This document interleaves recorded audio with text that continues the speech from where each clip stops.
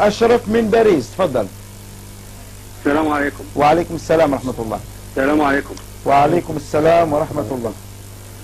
السلام عليكم جميعا، وبحيي الأخ اللي هو جاب لنا العالم الجميل ده، الدكتور ياسر. الدكتور ياسر نجم والدكتور أحمد صابر.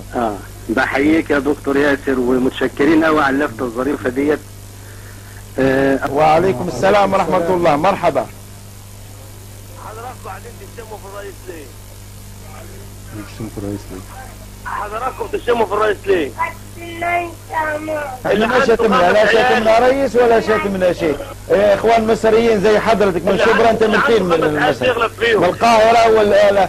خلاص احنا في النقاش، مدنا رايك انت، اذا تريد تمدح الرئيس مبارك تفضل، احنا نسمع. اللي عنده 5 عيال بيغلب فيهم. نعم. اللي عنده 5 عيال بيغلب فيهم.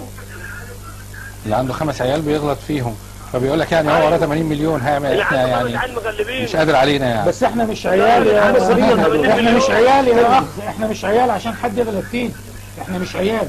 اذا انت بقى بتعملهم احنا شعب واعي ناضج، ما احناش عيال. اذا سعادتك يريح نفسه مننا، احنا عايزين يتبرى منا، احنا عايزين يتبرى منا، عايزينه يتبرى من العيال دول. احنا ما تشبهناش بالعيال، الله يكرمك.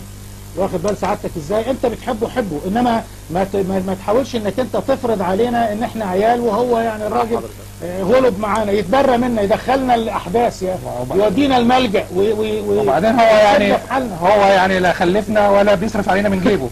بالظبط كده. ده فلوس البلد وده حكم البلد منطق عجيب. اللي عنده 5 عيال، عيال ايه يا راجل؟ يعني مش ملك، يعني مش عزبه. خلي اكمل كلامك محمد عبد المنعم، اكمل كلامك اللي بعده.